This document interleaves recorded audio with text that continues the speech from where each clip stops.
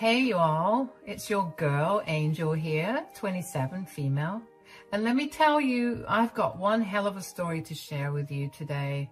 A story about love, betrayal, and the harsh realities of online dating. This one's going to be a wild ride, so buckle up. It all started back when me and my now ex-husband Daryl first got married.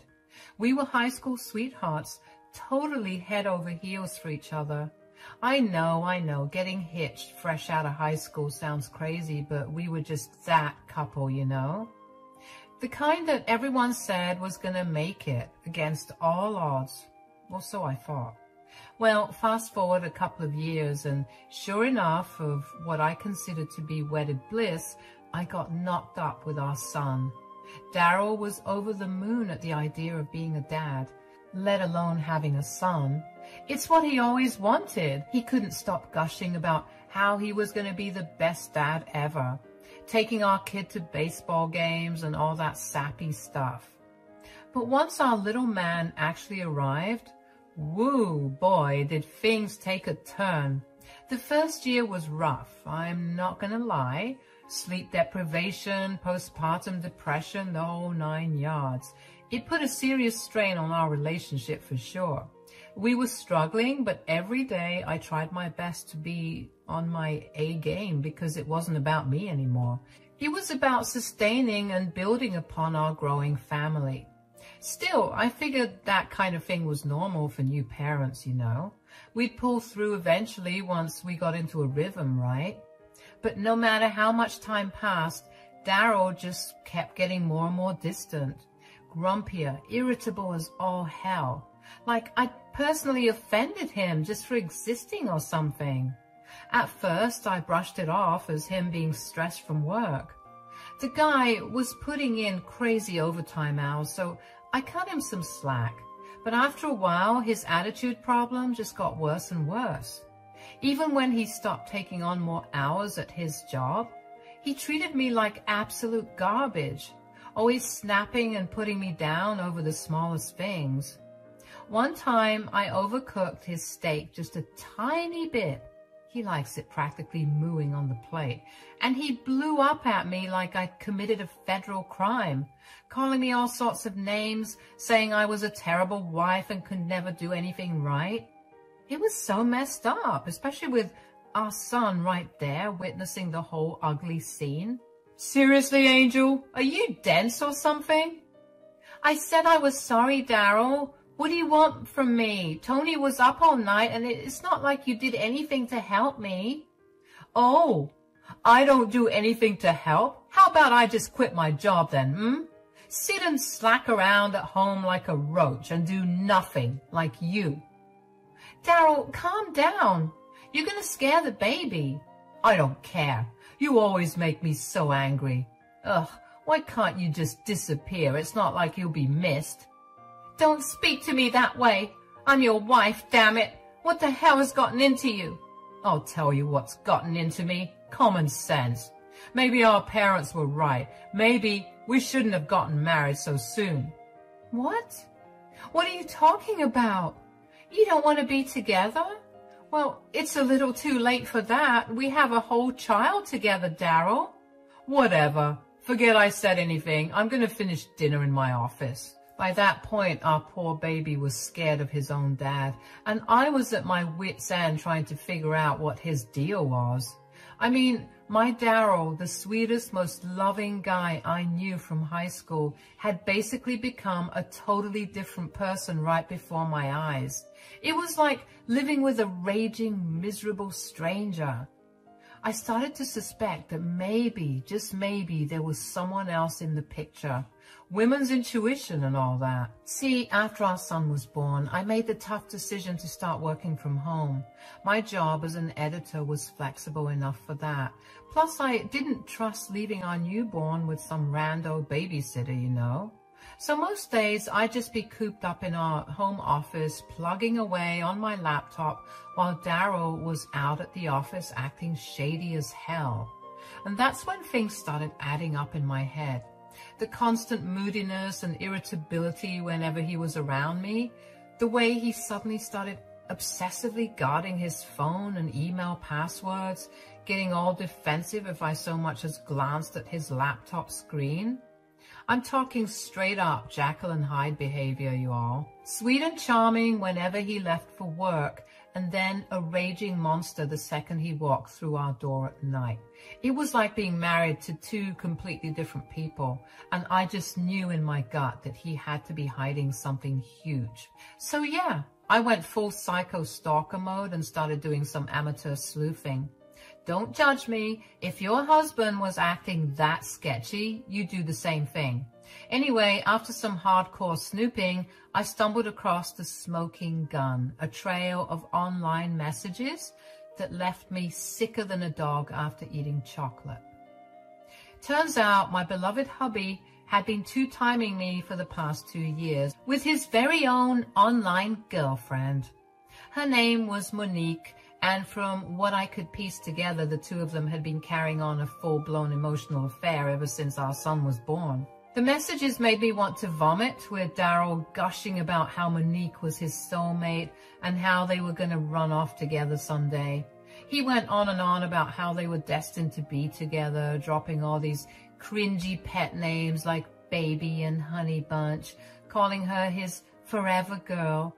It was enough to make me hurl my lunch all over my computer screen for real.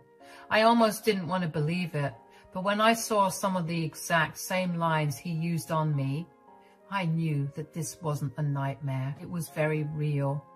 But here's maybe the worst part. In all those messages, Daryl was flat out denying that I even existed, claiming the baby photos on his profile were actually of him and his nephew, not his own flesh and blood son.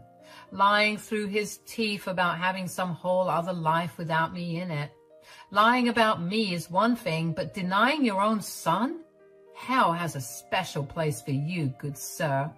He had even gone as far as to tell Monique this insane story about supposedly being a rich, successful entrepreneur based in Miami, when in reality, this clown was a middle-level office grunt working at some rinky-dink insurance company. Not exactly Wolf of Wall Street material, if you know what I mean. Reading through his messages, I got whiplash from all the lies and fabrications he had woven into this made-up fantasy with good old Monique. Stuff about jet-setting around the world, showering her with lavish gifts, promising to fly out and finally meet her in person soon for a romantic week in Montana. Montana of all places, why that random landlocked state, you ask? Well, apparently this chick was trying to convince my dimwit husband she was some kind of high-class Instagram model or something. Because we all know the biggest hotshots for high fashion always come from freaking Montana, right? No offense to all my Montana residents, I'm sure you all are lovely. Sorry, I'm getting a little ahead of myself here. Basically, I had uncovered a sprawling web of lies and deception, and it made me sick to my stomach, just picturing Daryl emotionally cheating on me, talking about all the things they were going to do with each other with this online rando he had serious delusions about, hiding it all behind my back for 2 years, while I was stuck at home taking care of our baby by myself. It was all too much. Oh, it still makes my blood boil just thinking about it. After all, we had been through together all the dreams we talked about for raising a family, for him to betray me like that with some cheap internet girl? Unfreaking believable. Am I right? Once I had wrapped my head around the full extent of Daryl's shady double life, I knew I had to confront him about the truth I'd uncovered. So that very night when he came stomping through the door from work, shoulders hunched and brow all furrowed in his usual foul mood, I hit him with the million-dollar question before he could even kick his shoes off. So, Daryl, who's Monique?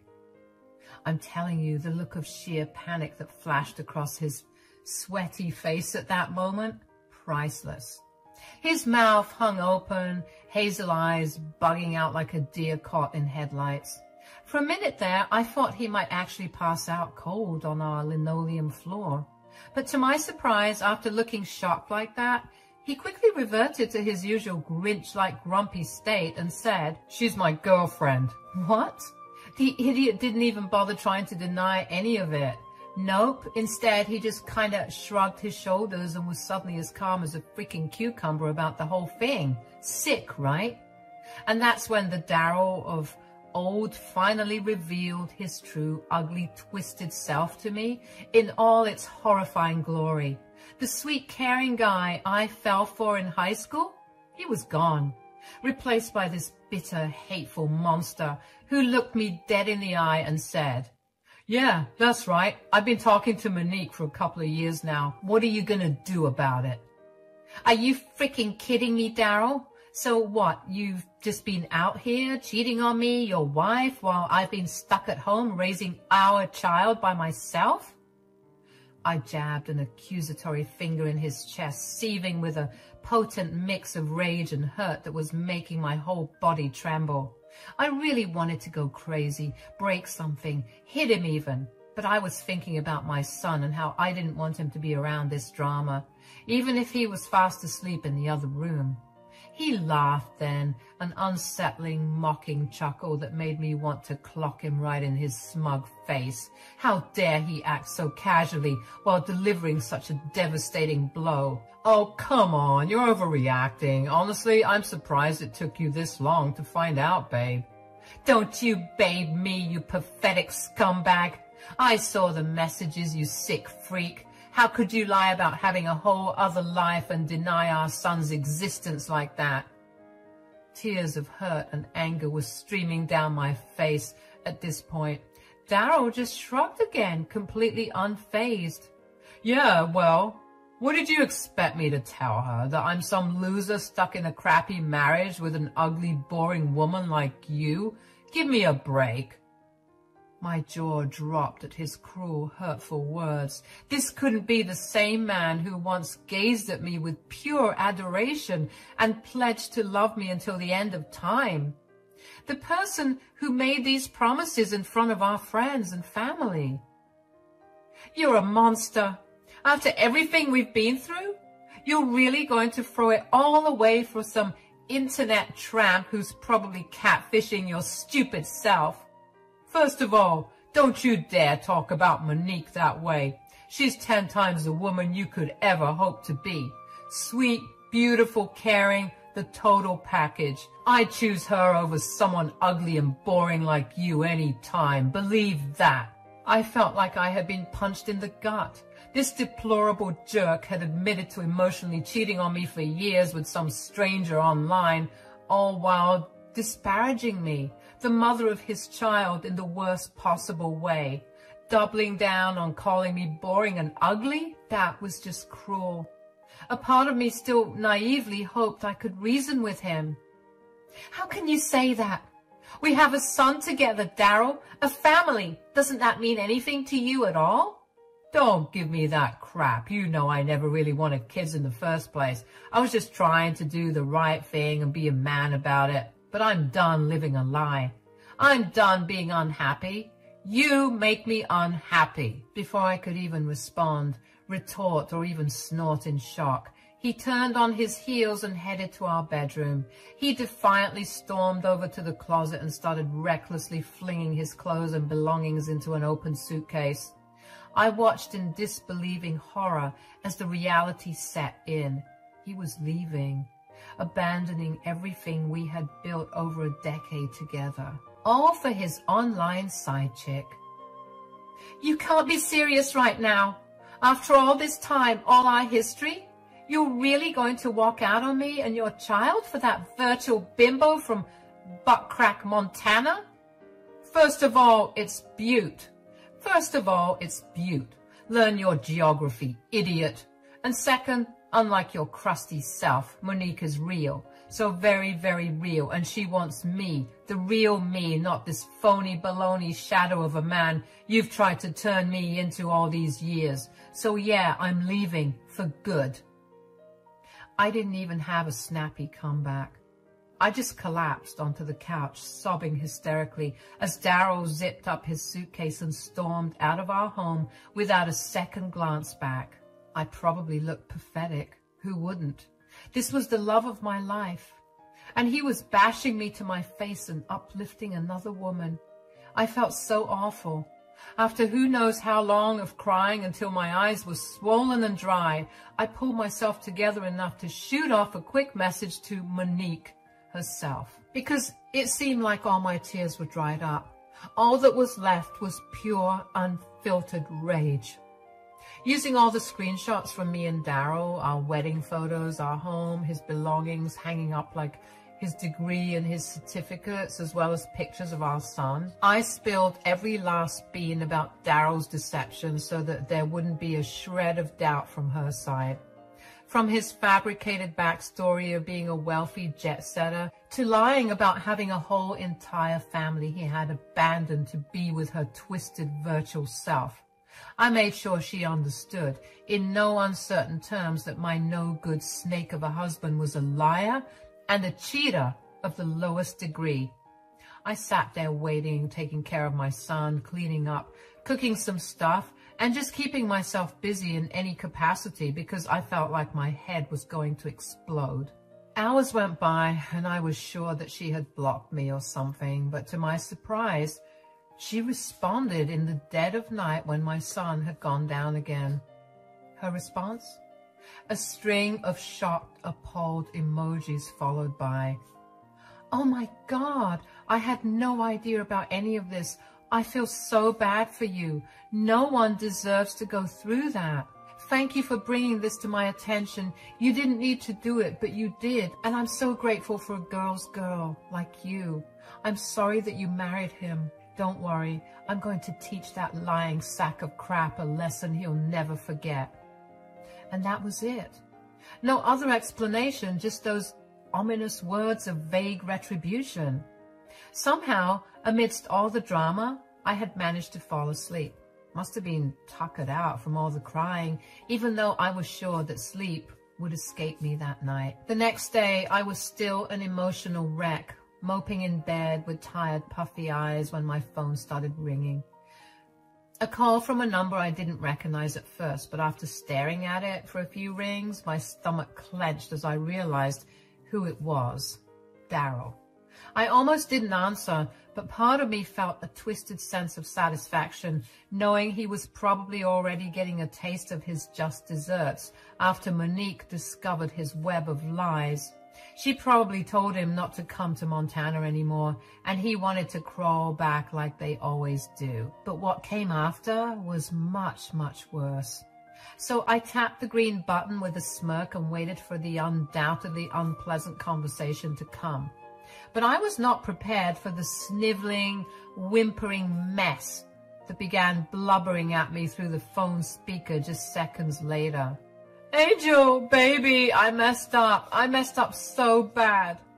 "Really? Do go on." "This chick ain't who I thought she was at all. She's been lying to me this entire time."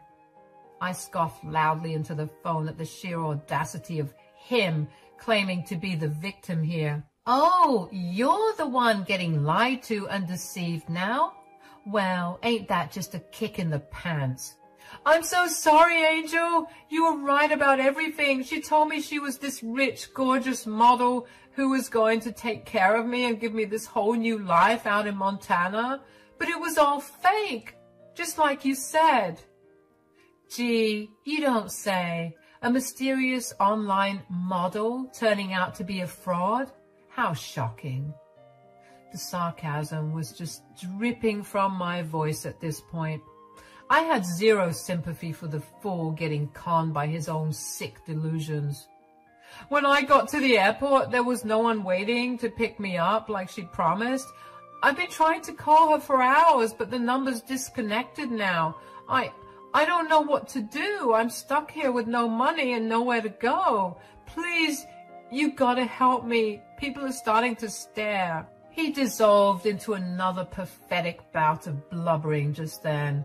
As satisfying as it was to hear the loser getting his just desserts, I felt my eye twitching, listening to all his whining and sniveling. Like, did he really expect me to feel bad for him after he willingly nuked our entire family just to chase some online pipe dream? let me get this straight. You left your wife and child so you could go gallivanting off with some imaginary honey you met on the internet. But now that your little dream world has shattered, you want what exactly? My sympathy? An apology? You got punked, my friend. That's your business. No, I'm not asking for any of that. But Ange, you have to help me. My cards are all frozen. My bank accounts are totally drained. She took everything. I let out a hearty cackle at that, not even trying to stifle my amusement. Guess Miss Montana decided to take this fool for everything he had before pulling the ripcord on their little romance. So let me get this straight. Not only did you leave me for this skank, you willingly gave her access to clean out all your finances too? Oh, buddy, you're even dumber than I thought. Looks like I dodged a bullet. I'm serious, Angel. She's gone radio silent. I'm trying to call the bank, but I'm not getting any responses. I have no way to get home, nowhere to stay. You've got to buy me a return ticket or something. I'll pay you back, I swear. Just please help me. I'm begging you. I crossed my arms sternly, pursing my lips as I mulled over his humiliating plea for help. After everything he had put me through with this pathetic cheating episode, he had the audacity to go crying back to me for assistance, bailing out the man who had so carelessly discarded me and our family just days prior. I started lashing out at him, telling him to kick rocks, telling him that he wasted these years of my life, and the only good thing that came out of it was our son. But he's my son now. That's right, you won't ever see or hear from him again, you pathetic bastard. Once you get your accounts in order, I'm going to sue you for everything you've got. You think you got it bad now? Well, let me tell you the reason why you're suffering like this. I took the liberty of reaching out to your precious Monique to fill her in on all the sordid details.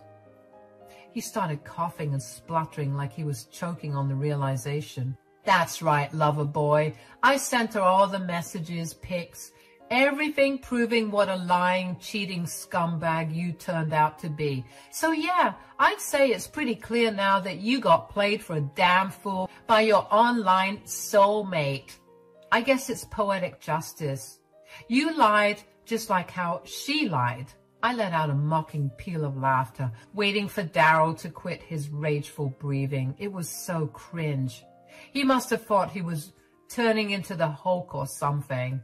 How dare you interfere with me and Monique like that? You had no right. I'll do whatever the hell I want, you disloyal prick. Monique deserved to know what a lying deadbeat sack you really are before she got any more tangled up in your twisted web. And I'm glad it turned out that she was a liar. I'm glad she drained you dry. You're going to regret this, Angel. You just waited until I was at my lowest to kick me while I was down. That's low, even for a spiteful hag like you. You know what, Darryl? You're right. I don't feel one single shred of remorse or regret. After the unforgivable way you treated me and our son, you deserve that and so much more. I think he started to realize just how much he needed me in that moment because the angry spiel quickly stopped and he reverted to begging me to help him out since he really was stranded. Yikes. But I wasn't having any of it. This guy thought that he could play me for a fool? What would I look like taking back the man who disrespected me to my face, wasted his savings on a last-minute ticket, just for his accounts to be drained by his very own soulmate? I couldn't do that to myself or to my baby. I hope you enjoy your new life as a lonely, miserable, homeless bum out there in Butt Crack, Montana, or wherever the hell else the universe decides to take you next.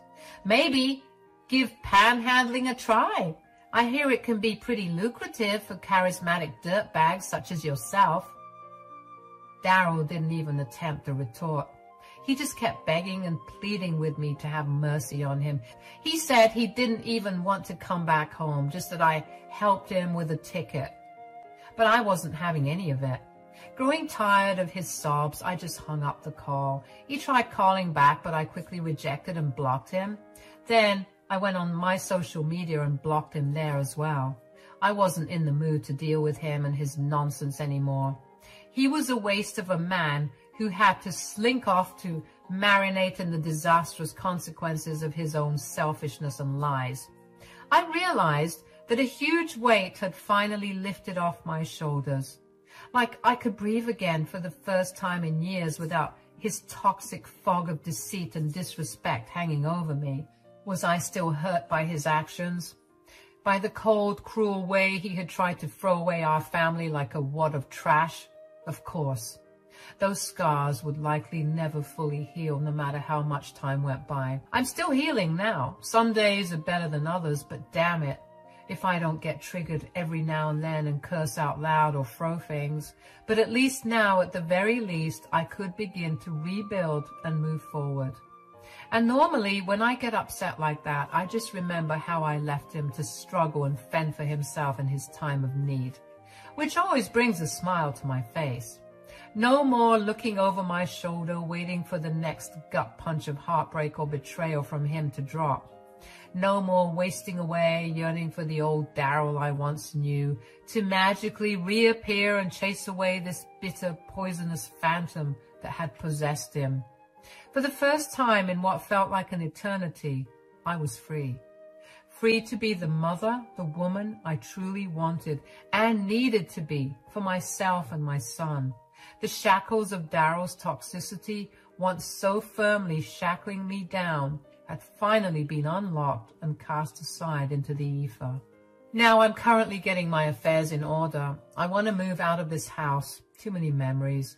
I want a nice, quaint place where I can raise my son in peace. We're also in the process of getting a divorce. I had my lawyer email him, but I haven't heard anything back from the sod. Typical. Hopefully he's out there begging on the streets. I'm pretty sure he doesn't even know where this Monique lady lives. Otherwise, I'm sure he would have made his way there instead of blowing up my phone begging for a lifeline. You might be wondering about Monique. Well, after I cut the call on Daryl, I tried to reach out to her just for an update of sorts. Even congratulate her for scamming him like that. But I saw a message instead. Thanks once again for bringing this to my attention. It's only right I return the favor, for being honest. I'm not gonna lie, I was planning on robbing him dry once he got to my place. Charming him and all, because that's what I do. I even felt bad for the guy because he really claimed to be in love with me. But lying about your kid is a whole new level of twisted. So I don't feel bad for him one bit. Take care of yourself, Angel, and good luck with the baby.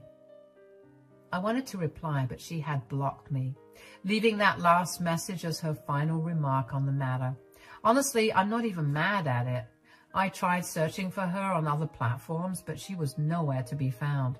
She disappeared into thin air like a ghost. I guess this is what she does, scamming and catfishing gullible guys for cash. As for Daryl, I haven't heard a word from him, but I told his parents about his sick and twisted behavior, and they're just as upset. Maybe they'll bail him out and he'll come crawling back like they always do. But in the meantime, I have to take care of me and my son. I'll update you guys if anything happens. Thanks for listening to my story.